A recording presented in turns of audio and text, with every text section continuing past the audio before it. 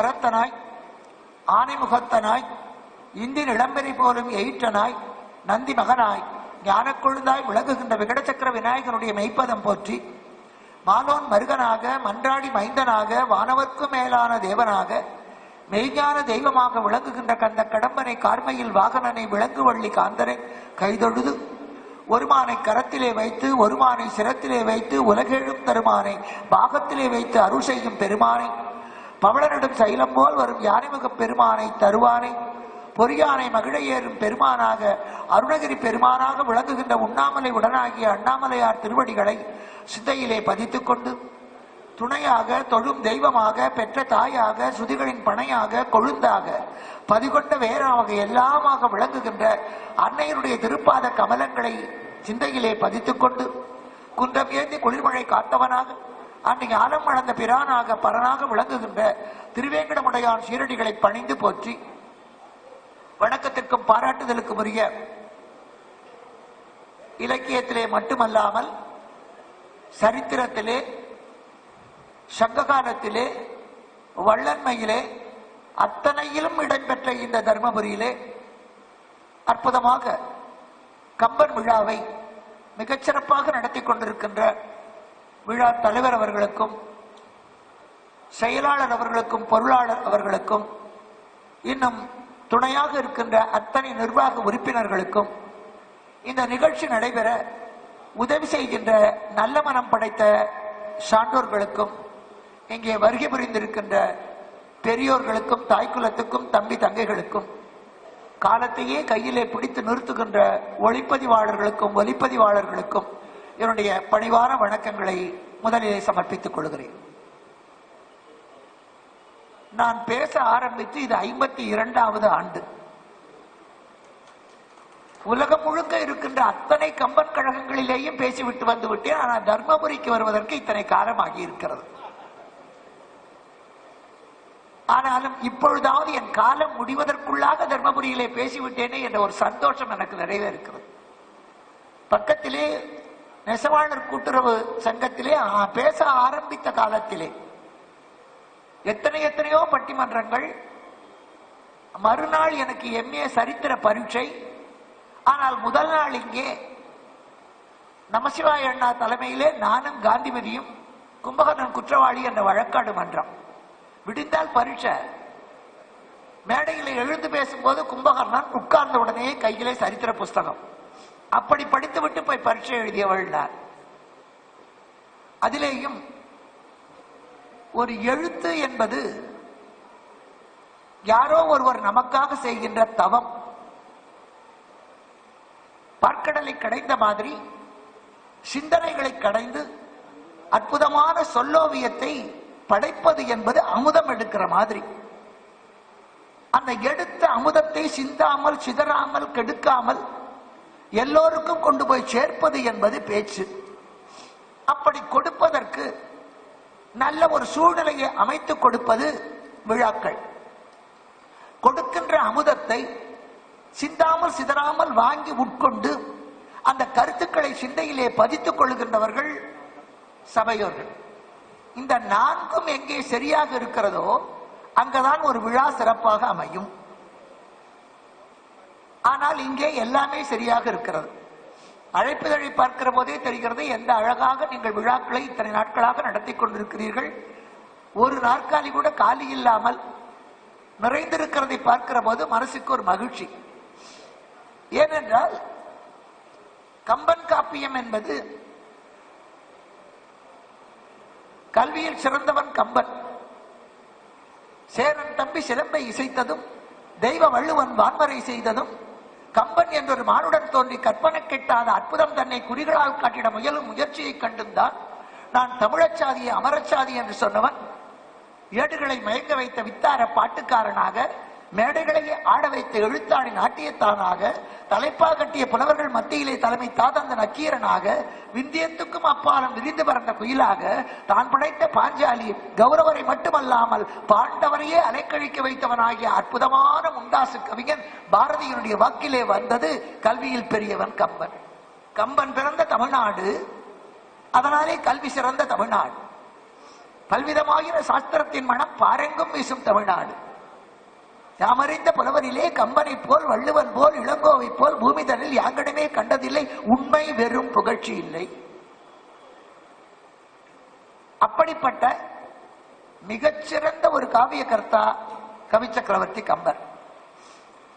ஏனென்றால் எத்தனை சுகங்கள் இருந்தாலும் கையிலே ஒரு கம்பன் காப்பியமும் வில்லியன் பாரதமும் இளங்கோவடிகளின் சிலப்பதிகாரம் விழுந்துவிட்டால் வாழ்நாள் முழுக்க படித்தாலும் கூட அதை முழுமையாக படித்தேன்னு சொல்ல முடியாது. சொல் புதிது, பொருள் புதிது, ஜோதிமிகு நவகவிதை. ஏறக்குறைய ஒரு 600 தொடர் சொற்பொழிவுகள் பாரதத்திலே பண்ணி இருப்பேன். ராமாயண தொடர் 10 நாட்கள், 15 நாட்கள், 20 நாட்கள் என்று ஏறக்குறைய 475 சொற்பொழிவுகள் பண்ணி இருக்கிறேன். ஆனாலும் இன்னமும் முழுமையாக படித்து விட்டோம் என்று சொல்ல முடியல. படிக்க படிக்க புதிது புதிதான கருத்துக்கள். அண்மையிலே இலங்கையிலே கம்பனை போல என்று ஒரு தலைப்பு, எது நல்லா சொல்லல. அப்ப கம்பனை போல என்று சொல்லும் போது ஒரு என்ற ஒரு வார்த்தையிலே 1000 அர்த்தங்கள். முன்னுக்கு பின் முரண் என்பது கம்பனிலே கிடையாது. இத்தனைக்கு மூல காவியமான வால்மீகத்தை தானே கம்பன் எழுதினான் என்றால் அது மொழிபெயர்ப்பு அல்ல. அதை ஞாபகம் வச்சுக்கணும். அது அப்படியே காப்பி பண்ணி எழுதினது அல்ல. வால்மீக மிகச்சிறந்த காப்பியம் தான். அதுல உத்தரகாண்டத்தை விட்டுவிட்டு மற்ற 6 காண்டங்களையும் கம்பன் எழுதி இருக்கிறான். ஆனால் அதிலே சில மாறுதல்களும் இருக்கும். அந்த மாற்றம் என்பது ஒப்புக்கொள்ளக்கூடியதாக இருக்கும். பல பேருக்கு சந்தேகம், மாற்றுவதற்கு இவர் யார்? அம்மா பண்ணின வத்த குழம்பு தான், அம்மா பண்ணின சாம்பார் தான். அன்னைக்கு கத்திரிக்காயும் முருங்கைக்காயும் போட்டு சாம்பார் பண்ணினா, இன்னைக்கு இருக்கிற பேத்தி அதுல கேரட் போட்டாதான் சாப்பிடுறேங்குது. அதனால நீ கேரட் போட்டா அது சாம்பார் இல்லைன்னு சொல்ல முடியாது. சாம்பார் இல்லைன்னு சொல்ல முடியாது. அந்த சாம்பாரிலே காலத்துக்கு ஏற்ற மாதிரி ஏற்றுக்கொள்ளக்கூடியபடி மாற்றம் செய்கிறோம் எல்லாத்திலுமே. அதே மாதிரி வால்மீகியுடைய காலத்துக்கும் கம்பனுடைய காலத்துக்கும் பல்லாயிரம் ஆண்டுகள், நூற்றாண்டுகள் வித்தியாசம். மனம் மாறி இருக்கும், ஏற்றுக்கொள்ள மாட்டார்கள். நம்ம பாட்டி ஏற்றுக்கொண்ட ஆன்மீகத்தை தாய் ஏற்றுக்கொள்ளவரை நம்முடைய பெற்றோர்கள் சொன்னதை இன்னைக்கு பிள்ளைகள் ஏற்றுக்கொள்ள தயாரா இல்லை, காட்டுன்னு கேட்கிறார். அப்போ அந்த சில மாற்றங்கள் செய்யவில்லை என்றால் அந்த ராம காவியம் சர்ச்சைக்குரியதாக மாறி இருக்கும். அது மட்டுமல்ல, வால்மீகி எழுதிய போது ராமன் தெய்வம் அல்ல, வீரன் தான். வால்மீகி கேட்டது உலகத்திலேயே அப்பழுக்கற்றவனாக, மிகச்சிறந்த குணவானாக, மிகச்சிறந்த வீரனாக விளங்குகின்றவன் யார்? அப்பொழுது அவனுக்கு ராமா என்று சொன்னார். வீரன் தான். ஆனால் வால்மீகி காலத்திலே இருந்து கம்பன் காலம் வருவதற்குள்ளாக ராமன் தெய்வமாகவே ஏற்றுக்கொள்ளப்பட்டான். காந்தியடிகள் வாழ்ந்த காலத்திலே சொல்ல வேண்டாம். உங்க பாப்பாரப்பட்டியில இல்லாததா சுப்பிரமணிய சிவாவும் பாரதி மாதா கோவிலும் இன்றைக்கு பாடுபட்டவர்கள் எல்லாம் யாரென்று தெரியல. குழந்தைகளுக்கு யாரென்றே தெரியாதவரெல்லாம் இன்றைக்கு தலைவர் தானே. யாரோ ஒருவன் ஒரு சர்வாதிகாரி ஏமாத்தினா அதுக்கு பேர் சர்வாதிகாரம். நம்மை நாமே ஏமாற்றிக் கொண்டால் அதுக்கு பேர் ஜனநாயகம். இன்னும் சொல்ல போனா ஹிட்லர் காலத்துல, ஸ்டாலின் காலத்துல ஒரே ஒரு சர்வாதிகாரி, ஒரே ஒரு அயோக்கியனுக்கு மட்டும் பயப்பட்டோம். இப்பொழுது ஊர்ல இருக்கிற ஒவ்வொரு அயோக்கியனுக்கும் பயப்படும். அதானே எலெக்ஷன்னா என்னமோ உரிமை நினைத்துக் கொண்டிருக்கோம். இல்ல, யாரோ சில வெறும் புள்ளிகளை பெரும் புள்ளிகளாக்க நாம் கையிலே கரும்புள்ளி குத்திக் கொள்கிற காலம். குத்த வேண்டியது அவன் மூஞ்சியில, குத்த வேண்டியது அவன் மூஞ்சியில, நம்ம கையில கரும்புள்ளி. காலம் மாறிவிட்டது. அதனால்தான் இப்ப அவர்கிட்ட ஐயாட்ட பேசிட்டு இருக்கும் போது சொன்னேன், எப்பேற்பட்ட இடம் இது. சக்கரவர்த்தி ராஜகோபாலாச்சாரியாரும் மற்றவர்களும் இல்லை என்றால் சுதந்திரம் ஏது? அதனால்தான் சொன்னேன், கால வெள்ளத்திலே பாட புத்தகங்களிலேயோ அல்லது நடைமுறை வாழ்க்கையிலேயோ ஏடுகளிலேயோ அந்த மகான்கள் பெயர் இல்ல. இப்பவே இப்படின்னா வெறும் எழுத்தில்லாம வாயிலிருந்து காதுக்கு போகிற காலத்திலே வால்மீகி காலத்து ராமன் தெய்வமாக மாற்றப்பட்டா. இடையிலே இருக்கிற சிக்கல்கள் பெரிதுபடுத்தப்பட்ட போது அதை மாற்றுவதற்காக கம்பன் அப்பழுக்கற்ற ஒரு கதையை தந்தார். அதுதான் கம்பராமாயணம். ஒரே ஒரு உதாரணம் மட்டும் சொல்றேன், ஏன்னா இன்றைய தலைப்பு அது அல்ல. ராமலட்சுமண பரத சத்ருக்கனால் பிறப்பதற்கு தசரதன் புத்திரகாமேஷ்டி யாகம் பண்ணுகிறான். எல்லா யாகத்துக்கும் ஒரே மாதிரி இல்லை, எல்லா பொருளுக்கும் எல்லாத்துக்கும் ஒரு விட்டமின் உண்டு. அதே மாதிரி ஒவ்வொரு யாகத்துக்கும் வீரன் என்பதற்கு அஸ்வமேத யாகம், அரசன் என்பதற்கு ராஜசூய யாகம், குழந்தை பிறக்க வேண்டும் என்றால் புத்திரகாமேஷ்டி யாகம். அந்த யாகத்தில இருந்து பாயசம் வருகிறது. அந்த பாயசத்தை 3 மனைவியருக்கும் கொடுக்கிறான். 4 பிள்ளைகள் பிறக்கிறது. இத அப்ப படித்தவன் ஏத்துக்கிட்டான். இன்னைக்கு இருக்கிற பையன் கேட்பான், 3 பேருக்கு தானே கொடுத்தான், ஒத்தைக்கு மாத்திரம் எப்படி ரெட்ட பிள்ளை பிறந்தது? கண்டிப்பா கேள்வி வரும். ஒருத்திக்கு மட்டும் எப்படி ரெட்ட பிள்ளை பிறந்தது? அத வால்மீகத்துல சொல்லுகிற போது சொல்ல முடியல, நம்மால கம்பன்ல சொல்ல முடியும். ஏன்னா கம்பன் அந்த பாயசம் என்பதை அபிசு பொங்கலா மாத்தினான். இப்ப பாயசத்தை கொடுக்கிற போது உங்க எல்லாருக்குமே, இப்ப இங்க பாயசம் கொடுக்கறாங்கன்னு வச்சுக்கோங்க, ஏதோ ஒரு கப்பல கொடுப்பாங்க. எல்லாருக்கும் பாயசத்தை கப்பல தான் கொடுக்க முடியும். கப்பல கொடுப்பார்கள். நீங்க என்ன பண்ணுவீங்க? குடிச்சிட்டு வச்சிருவீங்க. அப்ப அந்த கப்புக்கு அடியில கொஞ்சமாவது ஒட்டி கொண்டுதான் இருக்கும். சபையில அதை வழிச்சு சாப்பிடுறதுங்கிறது முடியாத காரியம். அதுலேயும் ஒரு அரசனுடைய பத்தினி, தசரத சக்கரவர்த்தியினுடைய பத்தினி, அத்தனை பெரிய சபையிலே மகான்கள் வீற்றிருக்கிற போது பாயசத்தை கொடுக்கிற போது ஒவ்வொருத்தையும் அந்த டம்ளர்ல வழிச்சு வழிச்சு குடிக்க முடியாது. அது அசிங்கம், சபை நாகரிகம் இல்லை. இப்ப குழந்தை கேட்கிறானா இல்லையா? நான் கேட்டிருக்கேன் நிறைய கேள்வி. அப்போ அந்த பாயசத்தை குடித்தால் குழந்தை பிறக்கும். சரி, வச்சிருந்த பாத்திரத்திலையும் கொஞ்சம் பாயசம் ஒட்டிட்டு இருக்கும், ஊத்தின கரண்டியிலையும் ஒட்டி இருக்கும், டம்ளர்லயும் ஒட்டி இருக்கும். அப்படியே தேய்க்கிறதுக்கு கொண்டு போய் போடுறோம். அப்ப அந்த ஒட்டி கொண்டு இருக்கிற பாயசத்துல வாய் வைக்கிற எலியோ பல்லியோ பாச்சையோ அது வயிற்றுலயும் ஒரு குழந்தை பிறந்திருக்கணுமா வேண்டாமா? யோசிச்சு பாருங்க. பாயசத்தை குடிச்சா புத்திரம் உண்டு. அப்ப இந்த பாயசம் கண்டிப்பா சாக்கடைக்கு போகும். கொஞ்சமாவது அலம்பி ஊத்துவோம். அந்த சாக்கடைக்கு போகிற போது பல்லி பாச்சை எறும்பு இத்தனையும் தான் உட்காரும். அது குடிச்சிருந்தாலும் ஒரு குழந்தை பிறந்திருக்கணுமே. அப்ப ராமனோட கூட பிறந்தவன் எத்தனை பேர்? இந்த பிரச்சனை வரும் என்பதனாலேதான் கவி சக்கரவர்த்தி பொங்கலா மாத்தினார். நீங்க பொங்கலா மாத்துற போது வழிச்சு கொடுக்கலாம். பொங்கலா இருக்கிற போது பாத்திரத்துல இருப்பதை வழிச்சு கையில கொடுத்தா நம்ம அப்படியே உருண்டையா வாயில போட்டுக்கலாம், மிச்சம் இருக்காது. பொங்கல் வச்ச பாத்திரத்தை தேய்க்க போடுற போது வழிச்சு போடலாம். இப்ப அந்த பொங்கலை கொடுக்கிற போது முதல்ல எப்பவுமே இந்த கோவில்ல பிரசாதம் அந்த பந்தி பரிமாறும் போது சகோதரிகளுக்கெல்லாம் தெரியும், எனக்கு ஒரு சந்தோஷம், நிறைய பெண்கள் வந்திருக்கிறீர்கள், ரொம்ப மகிழ்ச்சி. ஏன்னா சினிமாவுக்கு போக கூட்டம் இருக்கு, டிவி பார்க்க ஆன்மீகத்துக்கு பெண்கள் வர்றது ரொம்ப அபூர்வமா போயிடுது. ஆனா பங்கையர் கை நலம் பார்த்தல்லவோ இந்த பாரில் அறங்கள் வளருதம்மா.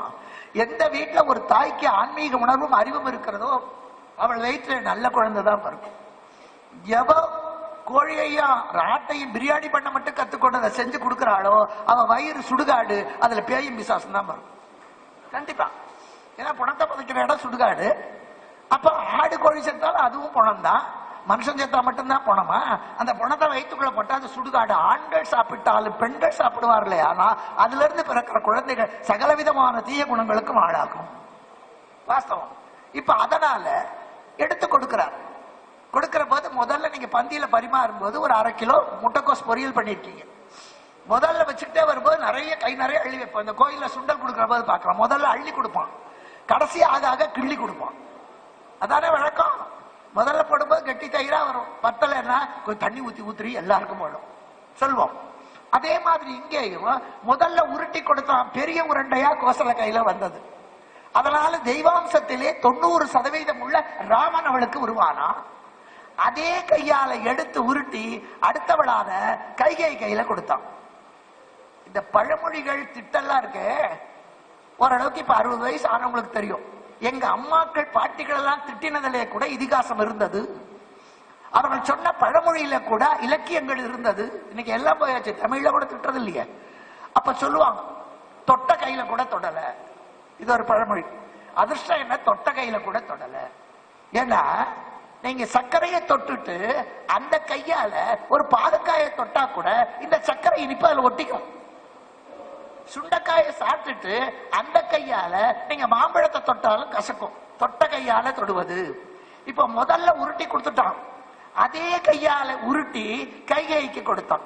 அதனாலதான் எள்ளறிய குணத்தாலும் நிறத்தாலும் இன்னின்ற வள்ளலையே அணையானை கேகையர்கோன் மகள் பெயர்ந்தாள். அந்த தொட்ட கையில கொடுத்ததுனால ராமனை போலவே பரதன் நிறத்துல, குணத்துல, ஜாகத்துல எள்ளறிய குணத்தாலும் நிறத்தாலும் இன்னின்ற வள்ளலையே அமையானை, பள்ளமெனும் தகையானை, பரதனும் பெயரானை, எள்ளறிய குணத்தாலும் நிறத்தாலும் இன்னின்ற வள்ளலையே அமையானை, கேகையர்கோர் மகள் பயந்தாள். அவளுக்கு தான் இத்தனை வார்த்தை. ராமனுக்கு இவ்வளவு இல்ல, செங்கனி வாய் கோசலை பெற்றாள், தீர்ந்து போச்சு. அதை விட கொடுமை லட்சுமண சத்ருகனுக்கு ஒண்ணுமே இல்லை, இருவரும் இருவரை பெற்றாள், யாருமே இல்லை. சில பேர் அதிர்ஷ்டம் அப்படி. நாம உப்பு வைக்க போனா மழை பெய்யும், மாவு வைக்க போனா காத்தடிக்கும். நாம மருமகளா இருக்கிற போது மாமியார் திட்டுவா, நாம மாமியார் ஆயிட்டா நம்ம மருமகையை திட்டுவா. தலையெழுத்து சொல்ல முடியாது. இப்ப என்னாச்சு, அதே கையில கொடுத்த போது ராமனுக்கு இணை. இப்ப அளவு குறைஞ்சு போச்சு, அள்ளி கொடுத்துட்டான். ரெண்டாவது அளவு கொடுத்துட்டான், மூணாவது குறைஞ்சு போச்சு. அதை எடுத்து கடைசி மனைவி சுமந்திர கையில கொடுத்தான். எப்பவுமே நீங்க வீட்டுல ஒரு தீபாவளிக்கே பட்சணம் பண்றீங்க, கொடுத்துக்கிட்டே வருவோம். கடைசியில பட்சண டப்பா தீர்ற நிலைமை வரும். ஒரு மைசூர் பாகு தூளோ அல்லது ஒரு லட்டு தூளோ இருக்கும். எல்லாருக்கும் கொடுத்த பிறகு நமக்கு என்ன தோணும், மிச்சம் இருக்கிறத யாருக்கு கொடுப்பீங்க? கடைசி குழந்தைக்கு தான் கொடுப்போம். முத பையன் கேட்டா, நீ அவனுக்கு முன்னால 4 வருஷம் தின்னாச்சுடா, அதனால கொடு. ஆனா நம்ம பையன் சொல்லுவான், எனக்கு அப்புறம் இன்னும் 4 வருஷம் இருப்பானே. இருப்பான்னு எப்படி சொல்ல முடியும்? எப்படி சொல்ல முடியும்? நீ 4 வருஷம் முன்னால பிறந்துட்ட, 4 தீபாவளிக்கு சாப்பிட்டுருக்கேடா, அவன் இப்பதான்டா சாப்பிடுறேன், அதனால அவனுக்கு கொடுக்குறேன். மூத்த பையன் சொல்லுவான், நான் 4 வருஷம் முன்னால பிறந்தேன், அவன் 4 வருஷம் பின்னால இருப்பான். இது ரிட்டையர்மெண்ட் வயசு இல்ல. 80 முதல்ல சாகணும், 79 ரெண்டாவது சாகணும் இல்ல. 5ல சாகலாம் அறியாத வயசு, 16ல சாகலாம் அனுபவிக்கிற வயசு, 60ல சாகலாம் அனுபவிச்ச வயசு. சாவு யாருக்கு தெரியாது. நம்ம கடவுளுக்கு வேற எதுக்கு நன்றி சொல்ல வேண்டாம், ஒரே ஒரு விஷயத்துக்கு, எப்ப சாக போறோம் நமக்கே தெரியாம வச்சிருக்கான் பாருங்க. அதுக்காக ஒருத்தர் பார்த்தா என்ன கேக்குறீங்க, ஏமா லேட்டு, இட்லிக்கு அரிசி ஊற வச்சிருந்தேன், கரண்ட் போயிடுத்து, நாளைக்கு டிஃபனுக்கு வேணும் அரைச்சிட்டு வந்தேன். ஒரு சகோதரி. இன்னொருத்தர் கடைவீதி இல்ல, என்ன சார் இந்த பக்கம், பொண்ணு கல்யாணம் வச்சிருக்கேன் சித்திரை மாசம், அதனால கொஞ்சம் நகை வாங்கலான்னு வந்தேன். இன்னொருத்தர், என்ன சார் இந்த பக்கம் விலைவாசி எல்லாம் ஏறிட்டே போகுது சார், தை மாசம் இப்பவே 2 மூட்டை அரிசி வாங்கி போடலான்னு வந்து, நெல் வாங்கி போடலான்னு வந்து. நீங்க இந்த வருஷம் பூரா இருப்பீங்கிற தைரியத்துல தானே நெல் வாங்குறீங்க. பொண்ணு கல்யாணம் வரைக்கும் நீங்க இருப்பீங்க, பொண்ணு இருப்பா மாப்பிள்ளை இருப்பா தைரியத்துல தானே தங்கம் வாங்குறீங்க. நாளைக்கு காத்தால டிஃபன் சாப்பிடுவீங்கிற தைரியத்துல தானே அந்த அரிசிக்கு அரைக்கிறீங்க. போயிடுவோன்னு தெரியும்னு வச்சுக்கோங்க. ஒருத்தர் சந்திச்சா என்ன கேட்பீங்க, உன் பொண்ணுக்கு எப்ப கல்யாணம், இல்ல உங்க பையனுக்கு காலேஜில் இடம் கிடைச்சிருந்தா உங்க வீட்டுல என்ன சமையல் இப்ப கேட்கற மாதிரியா கேட்பாங்க. ஏங்க நீங்க எப்ப போக போறீங்க? அவன் உடனே, சார் என்ன எனக்கு 4 நாள் இருக்கு சார். இவன் உடனே, உங்களுக்கு அது 4 நாள் சார், எனக்கு 4 மணி நேரம் தான் இருக்கு, என்ன பண்றதுன்னு தெரியலையே. பைத்தியக்கார ஆஸ்பத்திரியை திறந்து விட்ட மாதிரி இருக்கும். சமைப்பமா, நானே போறேன். இட்லி தின்னா என்ன திங்காட்டிய, நானே போறேன். கல்யாணம் ஆனா என்ன ஆகாட்டா என்ன, உலகமே ஸ்தம்பிச்சு போயிடும். அடுத்த நிமிஷத்துல நாம இறப்பதா இருந்தால் கூட இந்த நிமிஷம் வரைக்கும் தெரியாம வைத்திருக்கிறாரு. அதுக்காக கடவுளுக்கு நன்றி சொல். எந்த டாக்டராலையும் சொல்ல முடியாது. குழந்தை எப்ப பிறக்கும் சரியா கணக்கு வச்சுட்டா 280 நாள் ஆனா அது குடியிருந்தது போறன்னு வெளியே வரும், இவன் வாடகை கொடுத்தது போதுன்னு வெளியே தள்ளிடுவான். ஆனா சாகிறத எந்த டாக்டராலையும் சொல்ல முடியாது. கவலையப்படாதீங்க சார், நல்லா இருப்பீங்க 4 வருஷம் சொன்ன டாக்டர் அடுத்த மணி நேரம் செத்து போயிடுவான். அவஞ்சாவே அவனுக்கு தெரியாது. அதனால பிறப்பை கூட சொல்லிவிடலாம், இறப்பை சொல்ல முடியாது யாராலும். அப்ப அப்படிப்பட்ட நாளை என்ன நடக்கும் என்று தெரியாத நிலை வேண்டாம். எடுத்துருங்க.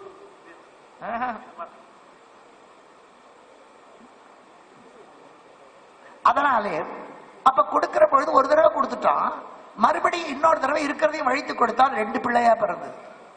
அது கொடுத்ததுனாலதான் ராமனோடு ஒருத்தன், லட்சுமணனோட ஒருத்தன், பரதனோட ஒருத்தன். இப்படி ராமாயணத்திலே அறிவுபூர்வமாக மாற்றம் சீதையை பொறுத்தவரையிலும் நிறைய இருக்கிறது. தலைப்பிலே வேண்டும் என்று கேட்கிறார்கள். தலைப்புக்குத்தான் அஸ்திவாரமே. அடுப்பை பத்த வச்சு ஒலை வச்சு அப்புறம் தான் அரிசி போடணும். எடுத்தடுப்புல அரிசி போட முடியாது.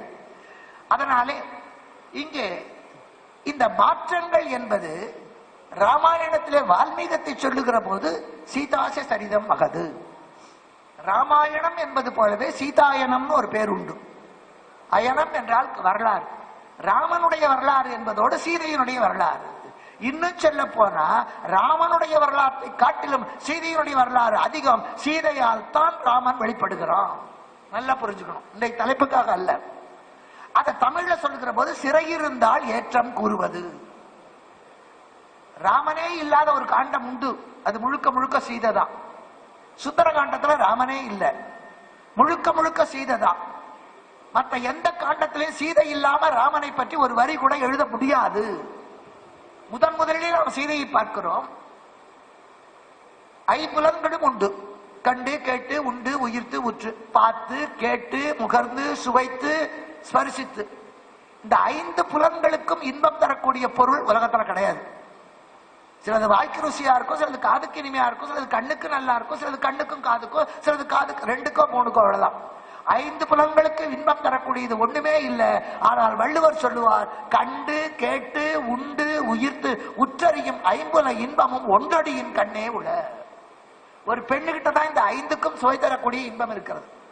அவளை பார்த்தா அழகு, அவ பேச்ச கேட்டா அழகு, அவ சமைச்சு போட்டா அழகு, அவள் இதழ் சுவை அழகு, அவளை ஸ்பரிசித்தா அழகு, அவளிடத்திலே இருந்து வருகிற மலர் வாசனை அழகு. 5 புலன்களுக்கு ஒரே நேரத்தில் இன்பம் தரக்கூடியவள் பெண் மட்டும்தான். இது வள்ளுவம். இதை கம்பன் உணர்ந்து கொண்டான். முன்னோர் மொழி பொன்போல் போற்ற வேண்டும். வள்ளுவத்தை எடுத்துக்கொண்டு சிலம்பை எடுத்து எல்லாவற்றையும் சேர்த்துத்தான் கம்பன் பாடுவான். முதலில் நாம் சீதையை பார்ப்பது மிதிலையிலே கன்னிமாடத்தின் மேல அவன் நிற்கிறான். 12 வயசு இன்னும் முடியல. ஞாபகம் வச்சுக்கணும், 12 வயசு இன்னும் முடியல. அந்த காலத்துல 12 வயசு முடியல கல்யாணம் பண்ணினா பொண்ணுக்கு. பையனுக்கு 16 வயசு முடியப்படாது. கண்ணகியை சொல்லும் போது கூட 16 ஆண்டு அகவையாள் முடியக்கூடாது. 11 வயசு 10 மாசம் தான் இருக்கணும். 18 ஆண்டு அகவையாள். இப்ப அதெல்லாம் வகுப்புல சொல்ல முடியல. பையன் கேட்கறான், உங்களுக்கு தெரியும் சார், எங்க அப்பாவுக்கு தெரியல, நீங்க கொஞ்சம் சொல்லுங்களேன். அதனால இங்கேயும் என்ன சீதை 12 வயசு முடியல, அவ கன்னிமாடத்தின் மேல இருக்கா. ஏனென்றால் ஜனகன் யாகம் பண்றவன். யாகத்துக்காக எல்லா ஊர்களிலே இருந்தும் முனிவர்களும் அவர் பின்னாடி பல பிரம்மச்சாரிகளும் வந்து கொண்டே இருப்பார். அரசர்களும் வருவார். 4 ஆண்கள் நடமாடுகிற இடத்துல ஒரு பெண் இருந்தால் அதனாலே பிரச்சனை வரும் என்பதனால பொத்தி பொத்தி வளர்ப்பது என்பது அந்த காலத்துல. அதனால அப்ப பிரச்சனைகள் குறைவு. இன்னைக்கு உடையிலேயும் உள்ளத்திலேயும் எப்படி இருந்தா என்னன்னு பெண்ணை வளர்க்கறதுனால எல்லா பிரச்சனையும் நாம தாங்க வேண்டி இருக்கு. அப்ப சீதைய தனியா ஒரு கன்னிமாடத்துல, அவ கூட பெண்கள் எல்லாம். அப்போ ராமலட்சுமணர்களை அழைத்துக் கொண்டு விஸ்வாமித்திரர் வருகிறார் மிதிலைக்கு. முன்னால தாடிச்சாமியார், நடுவுல ராமன், பின்னால லட்சுமணன். எப்படி போறாங்கன்னா, ஒருத்தர் நிழல ஒருத்தர் மிதிக்காம. கோசலத்தை விட்டு அயோத்தியை விட்டு கிளம்பும் போது காலையில 10:30 மணி. வெய்யோன் ஒளி தன்மேனியின் விதி ஜோதியில் மயங்க. அப்ப எவ்வளவு தூரம் நிழல் விழுந்ததோ அந்த தூரம் கடைசி வரைக்கும் மாறவே இல்லை. அதான் ஆச்சரியம். அதனாலதான் ராமனுக்கு நடையில் நின்றுயர் நாயகன். இன்னைக்கு முடியுதா? கல்யாணம் ஆகி 4 நாளைக்கு காத்து கூட இடையில நுழையாம ஒட்டிக்கிட்டே போகுது. 10 நாள் ஆனா 2க்கு இடையில 2 இன்ச் இன்டர்வெல். 1 மாசம் ஆச்சுன்னா 1 முழம். 1 வருஷம் ஆனா முன்னால புருஷன் பின்னால பொண்டாட்டி. 2 வருஷம் ஆனா முன்னால பொண்டாட்டி பின்னால புருஷன். கல்யாணம் எத்தனை வருஷம் கேட்கவே வேண்டாம், அந்த போற ஜோடியில தெரிஞ்சுக்கலாம். இங்க அப்படி இல்ல, அதே அளவு போகிறார்கள். அப்படி போகிற பொழுது ராமன் கீழே பார்க்க மாட்டான். ஏன்னா இதுக்கு பூமி தேவின்னு பேரு. அந்த அவதாரத்துல 2 மாதரை சிந்தையாலும் தொடான். அவனுக்கு 2 மனைவி, ஸ்ரீதேவி பூதேவி. அதுல பூமி பிராட்டி கூட அவன் பார்க்க மாட்டான். ராமன் ராஜாராமனாக இருக்கிற போது சீதாராமனா இல்ல, அவன் சீதாராமனா இருக்கிற வரைக்கும் அவன் ராஜாராமனா ஆகல. அதுதான் ஆச்சரியம். அடுத்த பொண்ணை பார்க்காம இருக்கிறது இல்ல, அவனுக்கு உரிமை உள்ளவரை கூட அந்த 2 பெண்களை ஏற்றுக்கொள்ளாத ஒரே அவதாரம் ராமாவதாரம். மற்ற எல்லா அவதாரத்திலையும் 2 பேரும் உண்டு, ஸ்ரீதேவி பூதேவி. கிருஷ்ணாவதாரத்துல ருக்மிணி சத்யபாமா எல்லாம் உண்டு. ஆனா ராமாவதாரத்துல கிடையாது. இப்ப ராமன் கீழே பார்க்க மாட்டான். கீழே பார்த்தா பூமி தேவி பார்க்கிற மாதிரி ஆயிடும். பக்கத்திலையும் பார்க்க மாட்டான். எப்பவுமே ஒரு பழமொழி சொல்லுவாங்க, குடிஞ்சு நடக்கிற ஆம்பளையும் நம்பாது, நிமிர்ந்து நடக்கிற பொண்ணையும் நம்பாது. குடிஞ்சு நடக்கிற போது நல்ல ஓரக்கண்ணில் நல்ல சைட் அடிக்கலாம், நிமிர்ந்து பார்த்தா தானே தெரியும். அதனால குடிஞ்சு நடக்கிறவங்க நம்பவே கூடாது. அது ஆனாலும் பெண்ணாலும் பாரதி சொன்னா, நிமிர்ந்த நன்னடை நேர்கொண்ட பார்வை. குனியும் போது நல்லா பார்க்கலாம் 2 ஓரத்திலையும். அது மற்றவங்களுக்கு தெரியாது. ராம அதனால குறிஞ்சி நடக்க மாட்டான், 2 ஓரத்துல இருக்கிற பார்க்க மாட்டான். ஆகாசத்துல எந்த பொண்ணும் போக மாட்டான். அதனால அவன் எப்போ இப்படி மேலதான் பார்த்துட்டு போவான். நேர்கொண்ட பார்வை, மேல் கொண்ட பார்வை. அதுதான் அது வால்மீகத்துல இல்ல. யார் யார் இயல்பு எப்படியோ அதற்கு ஏற்றாற் போல ஒரு காரியம் தான் நடக்க முடியுமே தவிர மாறி நடக்க முடியாது. இப்ப சீதை மாடியில நிக்கிறா, ராமன் கீழே நிக்கிறான். சாதாரணமா பெண்ணைத்தான் தெருவில் நிறுத்துறது வழக்கம். அழறது கூட எப்படி என்ன தெருவில் நிறுத்திட்டு போயிட்டேம்பா. ஏன்னா பெண்ணு தெருவில் நிறுத்தினா நின்னேதான் ஆகணும். ஆணை தெருவில் நிறுத்த முடியாது. அவர் ஹோட்டலுக்கு போயிடுவார், அப்படியே போய் பீச்சில் போய் உட்காந்துக்கலாம், ஃப்ரெண்ட்ஸ் வீட்டுக்கு போகலாம். நம்மளுக்கு வெளியே தள்ளி கதவை சாத்தினா நம்ம எங்கேயும் போக முடியாது. போனாலும் பிரச்சனை, போகாட்டாலும் பிரச்சனை. அதனால அன்றையில இருந்து இன்றைய வரைக்கும் கதையிலேயும் காப்பியத்திலேயும் பெண்ணைத்தான் தெருவில் நிறுத்தி இருக்கான். கவி சக்கரவர்த்தி ராமன் மேல என்ன கோபமோ சீதையை மேல நிறுத்தி ராமனை தெருவில் நிறுத்துறான். ஏன் கோபம் அல்ல, இவன் மேல பாக்குறவன், பெண்ணை குனிஞ்சு பாக்குறவன். அந்த காலத்துல குனிஞ்ச தலை நிமிராம நடந்தாமா. இப்ப அதெல்லாம் நடக்க முடியாது. நிமிர்ந்து நடக்கிற போதே எத்தனை இடி பஸ்லயும் ரோட்லயும் இன்னும் குனிஞ்சு நடந்தா உருப்படியா உபயோகிச்சிட முடியுமா? முடியாது. அதனால அன்னைக்கு அது சரியா இருந்தது. குனிந்து நடக்கிற சீதை மேல, நிமிர்ந்து பார்க்கிற ராமன் கீழே. அப்ப கவி சக்கரவர்த்தி முதலாக சீதையை நமக்கு அறிமுகப்படுத்துகிறான். எப்படி? வள்ளுவம் சொன்ன ஐம்புல இன்பமும் அவகிட்ட இருக்கு. பொன்னின் ஜோதி, போதினின் நாற்றம், தென்னும் தேனின் தீஞ்சுவை, செஞ்சொல் கவி இன்பம், கன்னிமாட தும்பரின் மாடே களிப்பேடோடு அன்னம் மகவும் முன்துறை கண்டு அயல் நின்றாள். 4 தானே சொல்றீங்க, இன்னொன்னு எங்க? அதுதான் விரலையே காட்டினேன். பொன்னின் ஜோதி தக தக தக தக தங்க நிறமா இருக்கா. ஏன்னா இந்த பெண் பார்த்து கல்யாணங்கிறது தமிழ்நாட்டில் மட்டும்தான். வடநாட்டில எல்லாம் கல்யாணத்துக்கு முன்னால பெண் பார்க்க முடியாது. தாலியெல்லாம் கட்டி முடிச்ச பிறகு சுபதிருஷ்டின்னு ஒண்ணு வச்சு அன்னைக்கு தான். அது அப்புறம் பார்த்து என்ன பிரயோஜனம்? 1.5 கண்ணா இருந்தா 4 பேர் நீட்டிட்டு இருந்தாலும் முடிஞ்சு போச்சு கதை. தமிழ்நாட்டுலதான் 10 பொண்ணை பார்த்துட்டு பஜ்ஜி சொஜ்ஜி தின்னுட்டு பொண்ணை சீக்கிரம் வர சொல்லுங்க, இன்னும் நாங்க 4 இடத்துல பொண்ணு பார்க்கணுமா. அந்த மானங்கிட்ட பேச்சையும் கட்டுட்டு அந்த பொண்ணை கொண்டு வந்து முன்னாள் நிறுத்துற புத்தி கிட்ட தராங்க. நம்ம கிட்ட தான் அவன் கேப்பா. தின்னுட்டு 4 இடத்துக்கு போனாங்க, சீக்கிரம் இருக்குது, போய் லெட்டர் போறோம், தின்னதுக்கு காசை வச்சுட்டு போடாங்கணும். ஒருத்தர் சொன்னாரு, நாங்க பொண்ணு பிடிச்சிருந்தா தான் இந்த உங்க வீட்டுல கை நினைப்போம். பொண்ணை பெற்றவங்க கட்டிக்கிறோம். அவன் சொன்னான், நீங்க பொண்ணு பிடிச்சிருக்குன்னு சொன்னா தான் நாங்க சமைக்கவே ஆரம்பிப்போம். அதான் புத்திசாலித்தனம். வேணுமா வா சாப்பிடு. தெருவில் நின்று பொண்ணை பார்த்தா அவனுக்கு பேர் ரவுடி. அவனை கூப்பிட்டு நடு வீட்டுல உட்கார வச்சு பொண்ணை நல்லா பாத்துக்கப்பான்னா அவன் மாப்பிளைய. தப்பு. தமிழ்நாட்டுல மட்டும்தான் இது. ஆனா அங்க பார்க்கிறான் தமிழ்நாட்டு கம்பன்.